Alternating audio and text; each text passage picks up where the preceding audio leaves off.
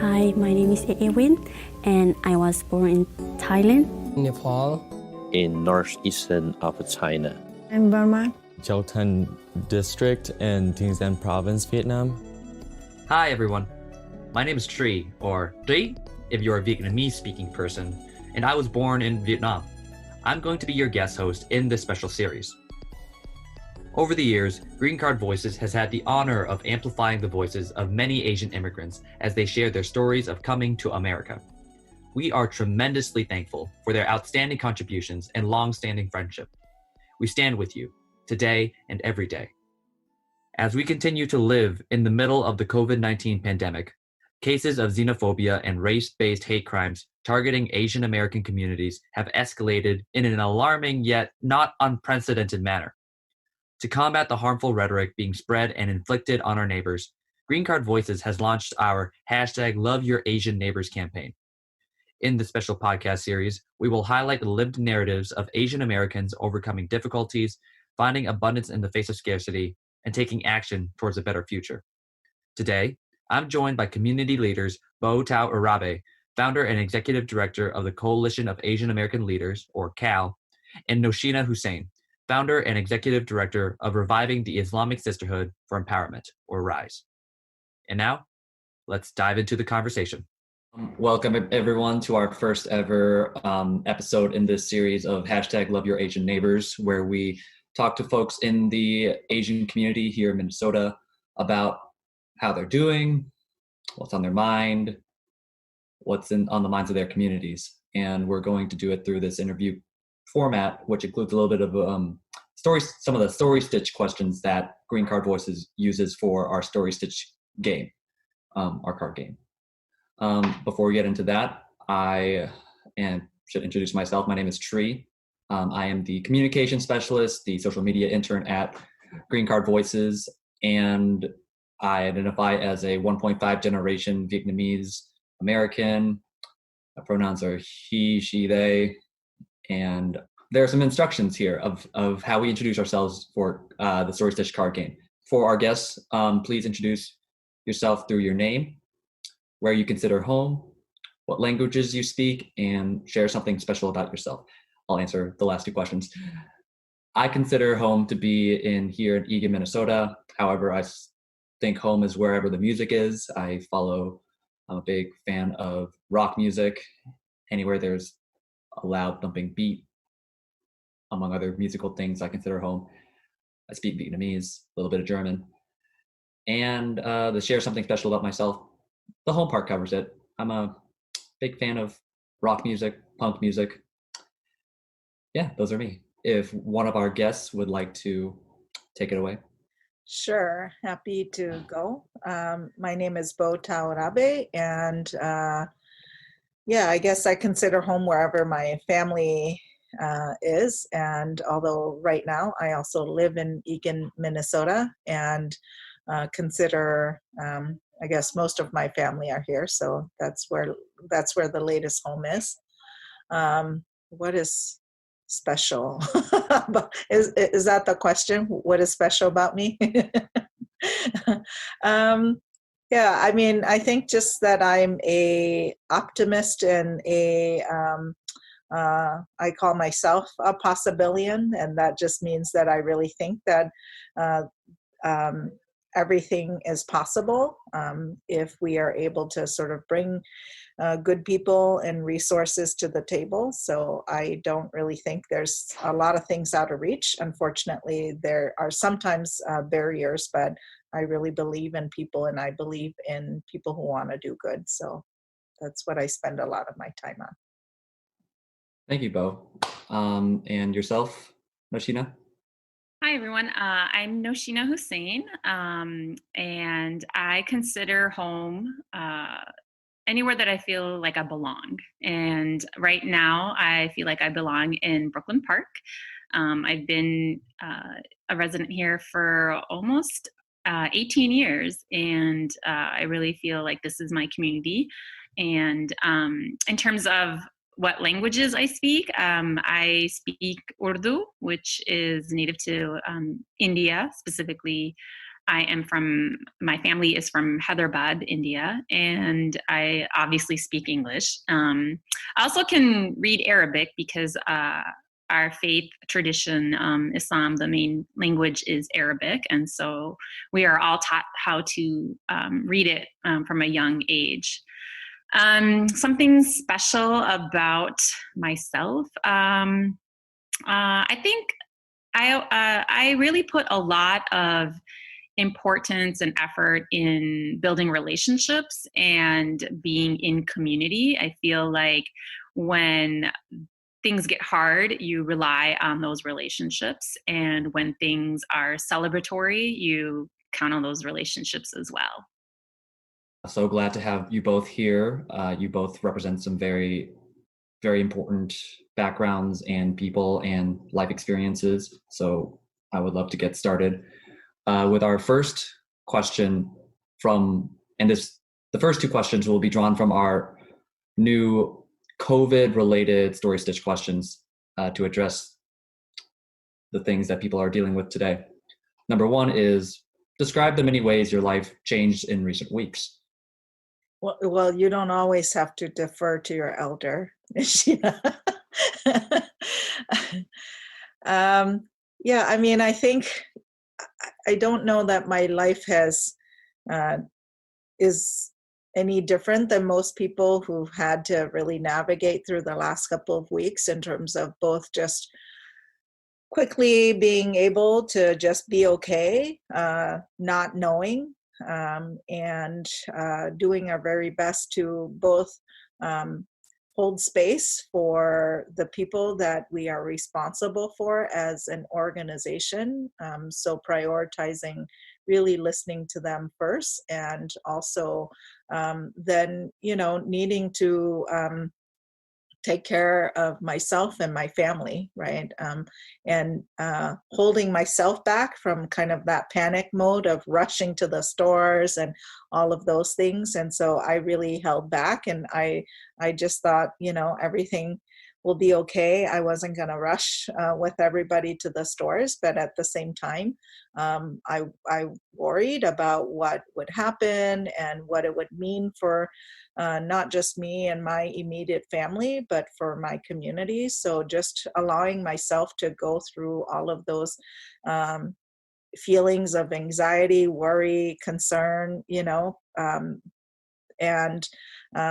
then just being okay that I didn't have the answer for most of those things. And what I needed to focus on was to be safe, and then to regroup and to just connect with people again in the best way that I knew how. So I feel like it was a fog, like I was just trying to swim through that fog. And that's what my life has been like in the last couple of weeks.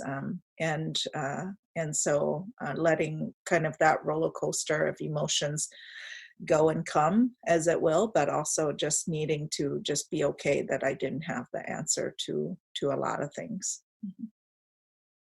I want to just echo what Bo was saying too, just around this initial feeling of like not knowing what's going on, and the sort of the role that you play in community on how we navigate it. We're almost like modeling behaviors for others to follow. And so it's been really challenging to be there for your family, be there for your community, and then also find like moments for self-care.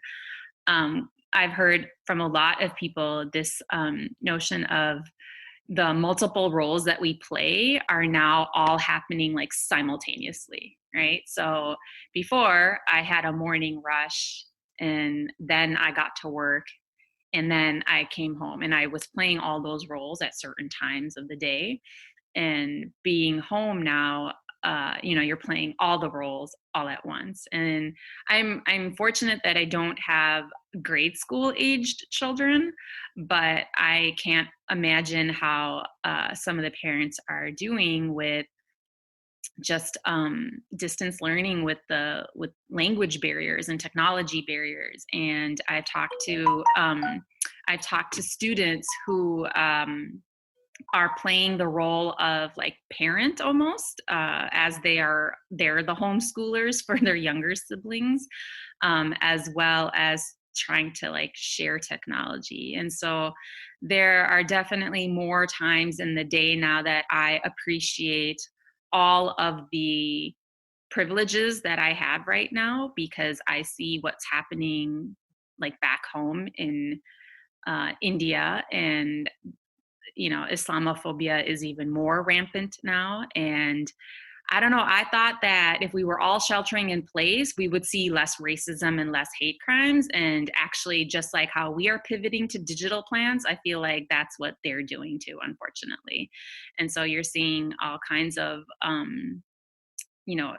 like hateful acts happening. And you would think that even during this time, we would find each other and help each other. And I do see that, but I just, there's like a little part of cynicism in me that wonders how some people can still like tap into that hate rather than figuring out how to help each other through these tough times. Difficult times, and yet people are choosing to take attitudes that aren't solving much. I'll answer the question briefly. I moved back in with my parents, been doing a lot of Zoom meetings, and Green Card Voices has been going much faster because even though we're all Zooming, just taking it all in as a person who doesn't have like parental responsibilities, doesn't have to pay rent now that I'm back with my parents. I planned this prior to move back, and so I have room to take it all in. So that's been a blessing. So we'll move on to question 2, which is the fourth question on our COVID list of COVID questions in Story Stitch is, tell a story about a time when you experienced community amid the coronavirus pandemic. I'll go first this time, Bo. So after being sheltered in place for about 2 weeks, there was this feeling of like, I want to do something, I want to give back. What can I do? What is safe? And I started to see stories about the blood banks across the nation just like really struggling. And I was like, well, here's something that I could do, right? The American Red Cross, I saw them on the news. I've been getting emails about just like how people aren't donating and that it's a safe process. And so I thought, okay, hey, why don't I donate blood? And why don't we get a bunch of people who want to do something to donate with me? And unfortunately, the process is a little different because you actually have to sign up and get an appointment right now, which makes sense, right? We don't want a lot of people in one space, and making sure that physical distance is maintained and so forth. So I wanted to donate here in my city, and I didn't get an appointment. And then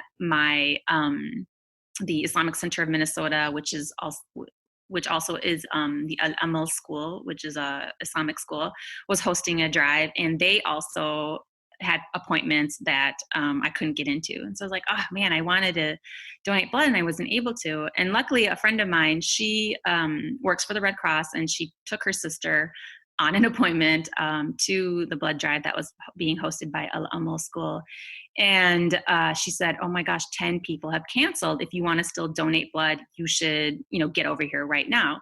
And so there was about, 4 or 5 others that wanted to. And so I quickly texted everybody and I said, hey, if we get there right now, we could get in and donate blood. And so I got there, went through, the test of getting, my temperature taken. I had to like sort of qualify for it and do all this paperwork, and finally got in there. And ironically, like, I'm scared of needles and I still wanted to do this. And so I was making a real obnoxious scene of like, you guys, I'm really scared. And they're like, is she really scared? And I was like, no, I just think that I haven't been around human beings for 2 solid weeks that aren't related to me, that it was almost like having an opportunity to be with community when doing this like act of giving. And so, giving blood only takes like 10 minutes. And then after that, you get to have some snacks so that, your body can stabilize a little bit.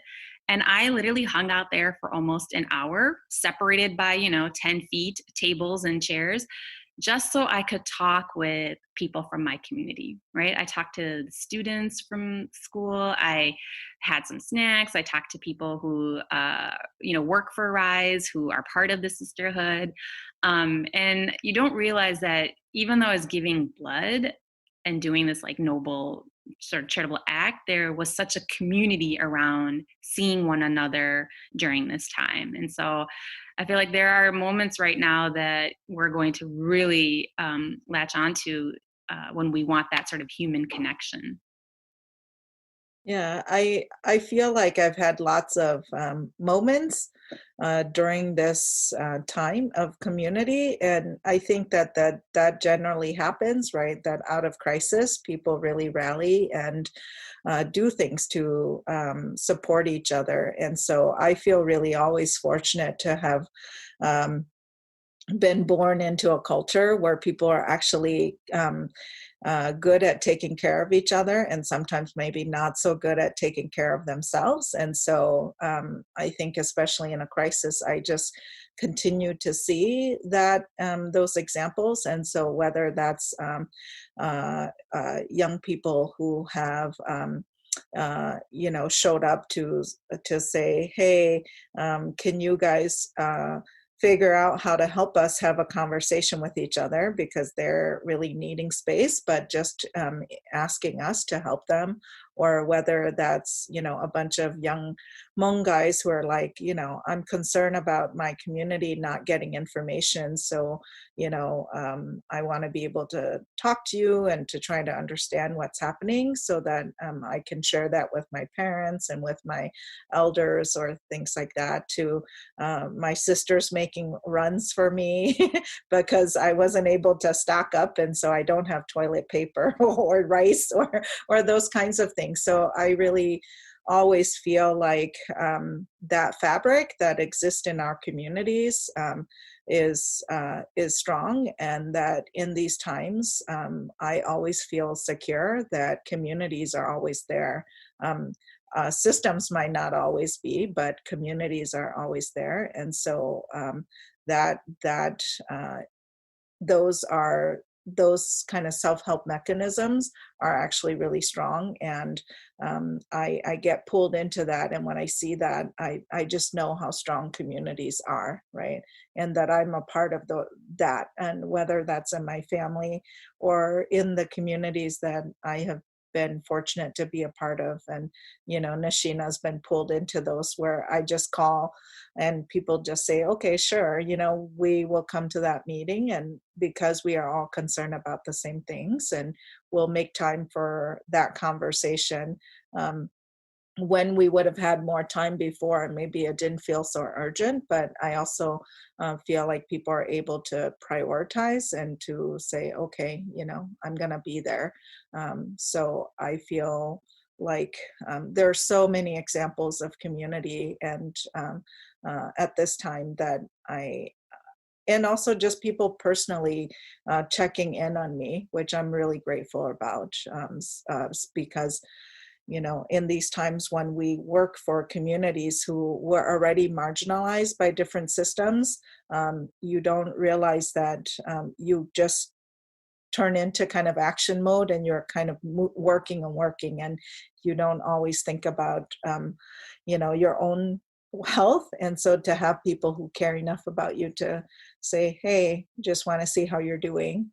I think those are, I've been really grateful for those check-ins from individuals as well. So both examples of that are very personal to me, but also just larger actions that people are taking care, are taking in order to care for each other. And then that families who are there for each other are even more present for each other in this time, right? So so many great things in terms of being able to witness the community in action in those ways. Yeah. Excellent, thank you. Before moving on to the next question, I'll share briefly. There are a lot of communities that have risen up digitally for me. Chat groups like Asian Pacific Islanders for Bernie Sanders, as well as leftists of color. We have groups that are now like doing sharing resources so that we can bring mutual aid, as well as do phone zaps so that we can get our officials to take action. So it's cool to see how quickly the groups that before COVID, for me, like the Bernie group, quickly switched gears into this mode was really heartening to see, as well as just like being able to watch improv. I'm part of this. I go to this place called Huge Improv Theater, and there are some groups doing improv over Zoom. So that's really heartening too, that we are able to have fun during times of crisis, because we should. So we're holding each other in both ways. So that's really cool to see, and great to hear from you both as well, that your communities are holding you together, and that we still want that. There's still the need to be among people and to have that connection hasn't dissolved or gone away. And so moving on to the next question, what do your community or organizations you're passionate about need to get through the pandemic? How can people help? And this question isn't in the Story Stitch deck. We are including it because you both are leaders in your communities, and it seemed apt to ask you both this. From what I'm hearing is that people need to be visible in the systems, right, that are trying to come up with solutions that sometimes we in our communities are so good at taking care of ourselves, right, that our problems become invisible. And so that kind of exclusion does happen. And also those who are most vulnerable are even more vulnerable now, right? So unless every person in our community is visible to systems, a lot of the solutions that are being created are exclusive of them, right? So I would say, that goes anywhere from small nonprofits to the individual micro business owner who can't qualify for anything, right? Because they're so small. They don't have credit to shore up their loans, or, taking on another loan would just break them. And so even these relief efforts aren't reaching those communities. And then those who maybe don't speak English or are undocumented or mixed status families. I think there's a lot of gaps in our response. And oftentimes we tend to think about the average white educated, person who can access all these things. And so anybody outside of that, we don't often think about. So I feel like in this time, it can't just be those of us who are thinking about the most vulnerable in our communities, but every one of us should be thinking about, well, who is the most vulnerable in our community, right? And how are we making sure that our solutions are designed to include that person, rather than waiting for those of us who are paying attention to be knocking on the door after something has already happened to say, hey, and you forgot about this person, right? Because by the time we get to that door, something's already rolling, and it's so hard to then get support to include that person. So I would just say, for me, it's more about a systemic response that needs to be inclusive. We can't talk about racial equity or gender equity or, all of those things and just think that they're not relevant now, and that we just have to develop a COVID response as if that means it's going to reach everybody, right? So I feel, especially in the last couple of weeks, it's been frustrating. It's been, disappointing sometimes. And then I feel like if I were to say I was pulling my hair before, I literally want to just, yell, because I feel like people all of a sudden are sort of using the crisis of the pandemic to say, oh, and we're so busy just responding to COVID. And I'm saying, well, none of the crisis that or marginalization that was there before has gone away. It's just gotten worse, right? And so for me, what this moment demands is for us to even be quicker and more committed to actually making sure that those who have the least access in our communities are at the center of our solutions. Otherwise, we end up doing what we still are right now are doing, which is 2 weeks later knocking on the door of somebody who's already decided, solutions that didn't include certain groups, right? So I feel like to get through this pandemic, we have to do it together. And if that is true, then we have to make sure that the last person is on board first, right? And not the other way around. Yeah. Yeah, and I think Bo has really touched on the fact that these disparities and inequities that exist in our communities are just so much more exacerbated right now.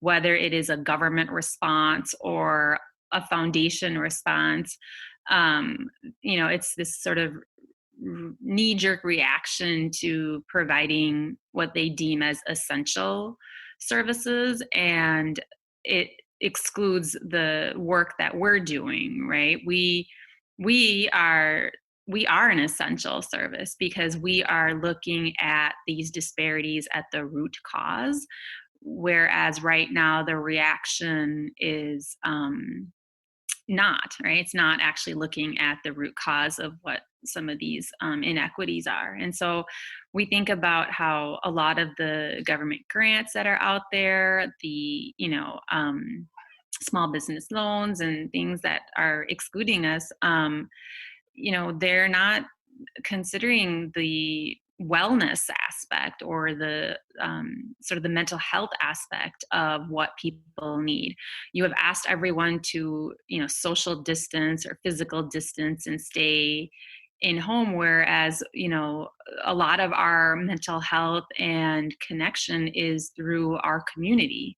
And so when you're telling us not to interact with our community members, just wait for the onslaught of mental health services that we're going to need. We provide that social cohesion for our communities. And right now, there aren't a lot of resources that are going towards that, whether it is for spiritual care or for wellness. We did a survey this week, we're in the middle of it, and we're asking people what is it that they need right now, and wellness and spiritual care like topped the needs right now, right? So who is out there that's helping that, and who is actually addressing it and including it? And I'm not seeing that reaction from the beginning. It's again like a knee-jerk reaction. So I feel that when we aren't, when we're not able to go to, the Islamic centers or the churches or the YMCAs, wherever we go to find community, whether it's the local coffee shop or, the mom and pop restaurants, the local restaurants that we have, it's really difficult to be able to be in community and care for each other. And I think, Bo, you've mentioned this too before. It's like we can't do self-care if we don't have community care, right? And community care is really what our self-care is. The knee-jerk reaction of using this virus as a scapegoat for pushing aside so many things that are essential, like spiritual and community care, and not addressing these essentials because of the pandemic is unsettling for sure. With those things in mind, Bo and Nausheena, are there any resources you would recommend to your communities? Yeah, I mean, I think, there's a lot of really great Asian Minnesotan nonprofits, right, that are leading the work in their specific ethnic or cultural communities, as well as their religious communities, so temples and things like that I think are also needing support, because they're also trying to figure out what is the, physical distancing that has to happen, but also how, as Nausheena said, how do they provide support? And so we have to support them too, but they are a center for communities to be able to gather and connect. I also think that the ethnic media are an underutilized resource in the community at this time. There is daily press conferences and things like that. And somehow we don't see ethnic media as legitimate enough to invite them to come and cover those very important announcements. And so I feel like that is a resource within the community that everybody should be tapping into to be able to make sure that news and information reaches different communities at this time, right? And that it's good news. Accurate news. Otherwise, people have to go and try to find news afterwards, and then there's a lot of misinformation, right? I think the other thing too is we are offering something called the Spark Leadership Fund, which is a fund that is meant to invest in leaders who are trying to do something to support the urgent needs that are rising up in community. And I know that we're running out of funds, right? So in a very quick way. And so it's not just us, but there are other groups who are coalescing to put dollars quickly out to individuals who want to do something. And our website is CAALMN.org.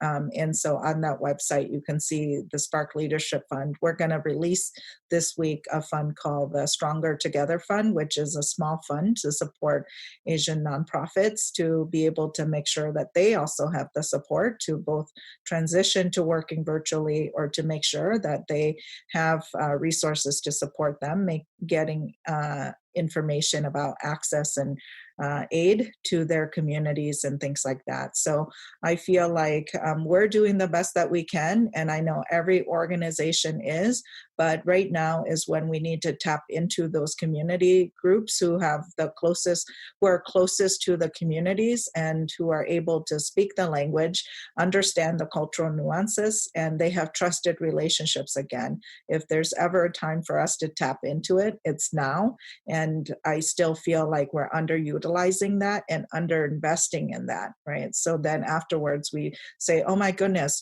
which language line can we use? Well, you don't have to use a language line because there's already a community group who is probably equipped, right, to do that. So I would just say those are great resources already in the community.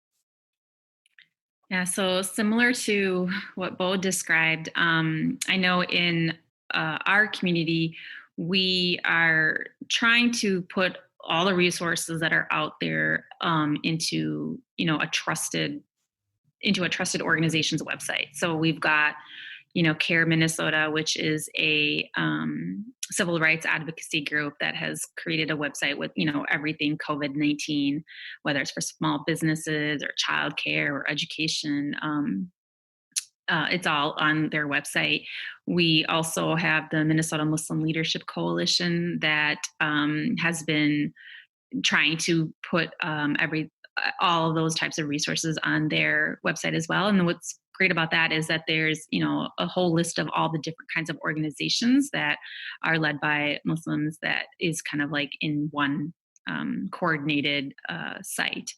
But again, kind of like what Bo talked about, this is all like in English, right? And I think that is the biggest challenge right now because our communities speak so many languages. And even if somebody speaks Arabic, there are different dialects of Arabic, right? If they speak Urdu, it's different dialects within that. And so not everything is in written form, in a translation form or a transliteration. And so that is what I think the challenges are that we're facing. So, we're looking for resources to help offset that sort of disparity. But, it's really difficult to just call on somebody that speaks that language and say, here, translate this for free for us, right? Like the government should be really paying people from our community to provide those resources. And so this goes back to like a real trust issue. And so one of the things also that launched this week, and Bo can kind of talk a little bit more about, is like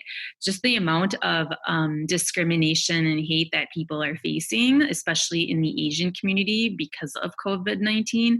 The governor, through the Minnesota Department of Human Rights, launched a hotline just to report an incident. So doesn't have like legal ramifications to it, but it's really hard for us to show people that, these acts of discrimination are happening when there's like no data to support it.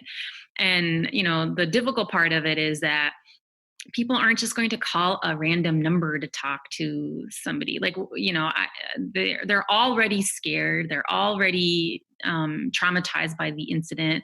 And most of the time they're calling, people like Bo and me about what happened to them. And they're only comfortable in sharing their story with us. And so then that becomes, a challenge. And so how do we track the number of cases of discrimination and hate and all the violence that's happening in our community when through just a phone call? And so then we can't get the resources to address that. We can't hold people accountable.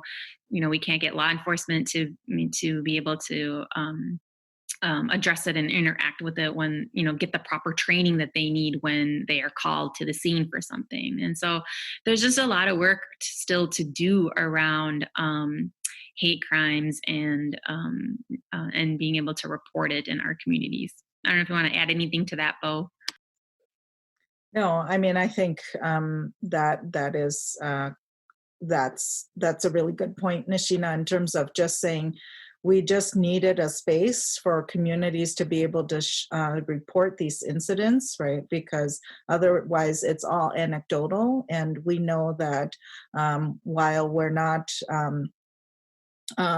also trying to push for people to define whether something is against the law, it's still important to track because we have been hearing about the increasing incidents, but also just overall that it's going to fall back on communities to respond and to decide what to do with. And so part of it is to also help all of us be able to understand what is happening, where are things happening, and also in what kinds of environments, right? So that we can work with employers if necessary, or we can work with public transit, or we can work in certain neighborhoods, because that's the kind of level of organizing and community building that it's going to take to ensure that people feel safe in order to take care of themselves and then take care of each other.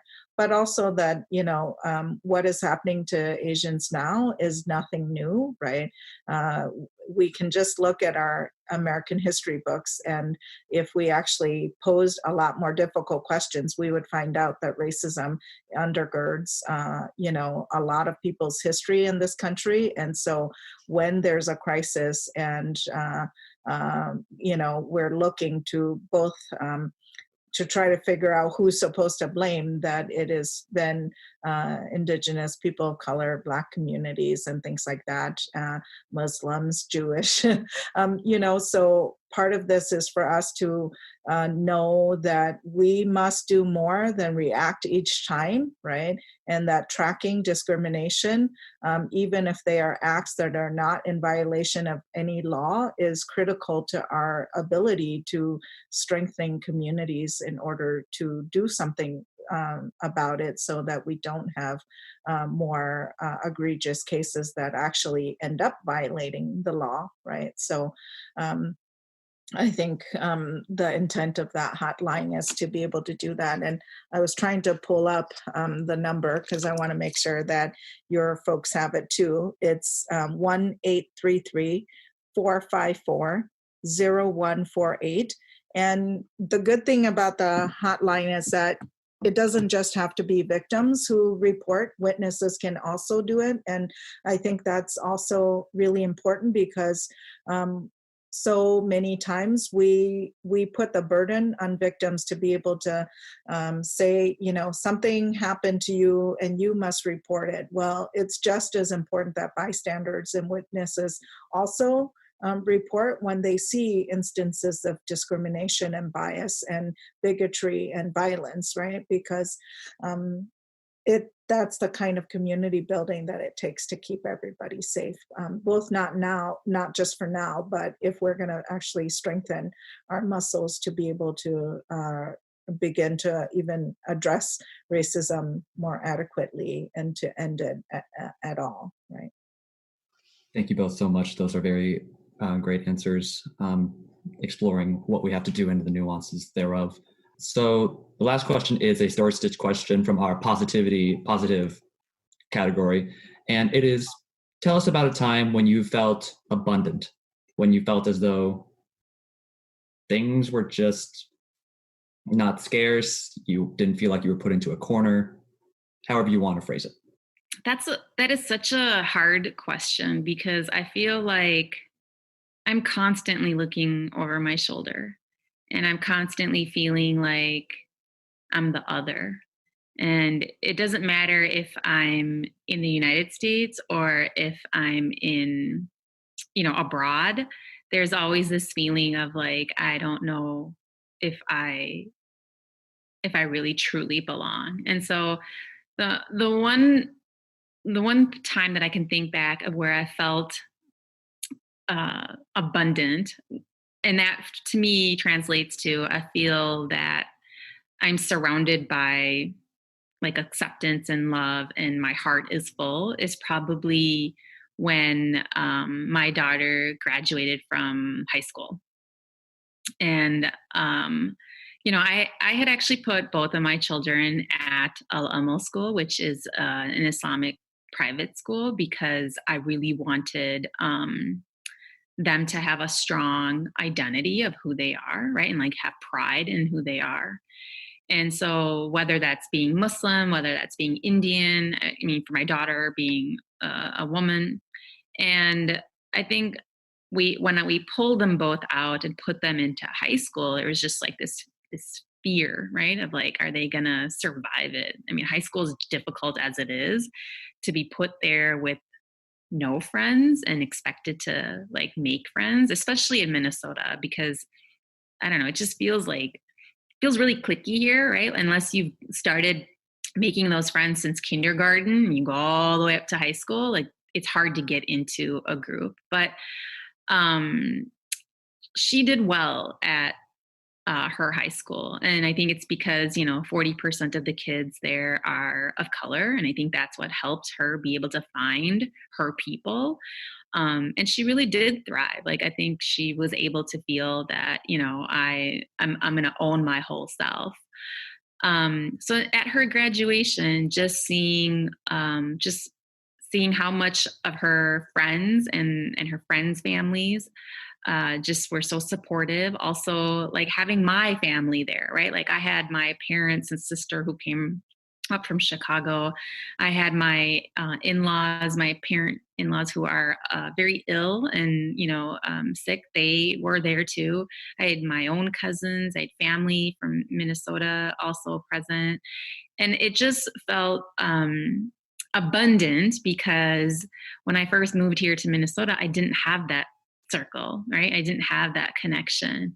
And over the years, being able to establish it and seeing it sort of full circle at a very important time, like milestone in my daughter's life, that was a moment where I felt like I had everything that I needed and I was surrounded by everyone that I loved.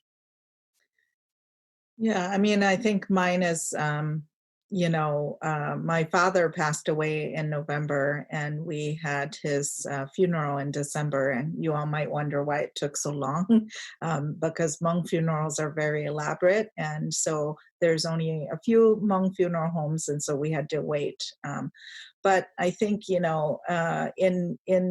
sort of doing his funeral, I got to really see the community in its fullness in terms of just how people showed up to help. And then all my friends who were interested in learning more about me, not just in a work environment, but to understand the things that were important, about me and sort of the community that I grew up with and the culture that I am part of. And so I always feel like, yes, it was very heartbreaking and sad, event in terms of, for us, that kind of loss. But I think, those kinds of events give me an opportunity to really see, I saw so many relatives that I hadn't seen for a long time. I got to see, just really how the community came together. And I think we've had like 500 people a day for 3 days. And you can't do that unless there is really abundance, right? That people are generous in spirit and there's expertise and in money, just giving resources, but also, how they showed up to comfort us, but then also for the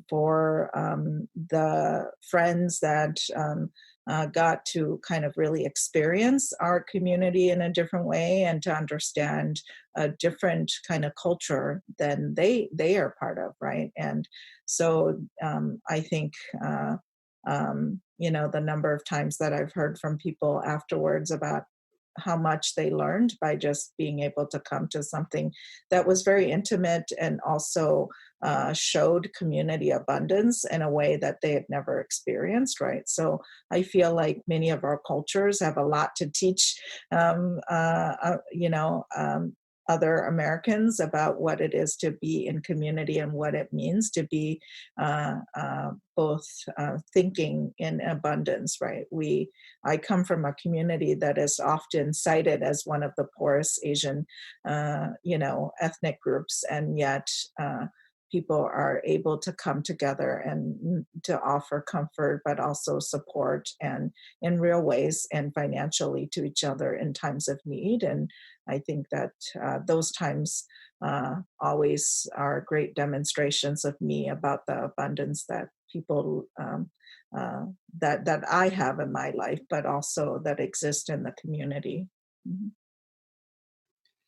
Thank you so much for sharing your stories around a word that can be very tricky for people of color, for women of color.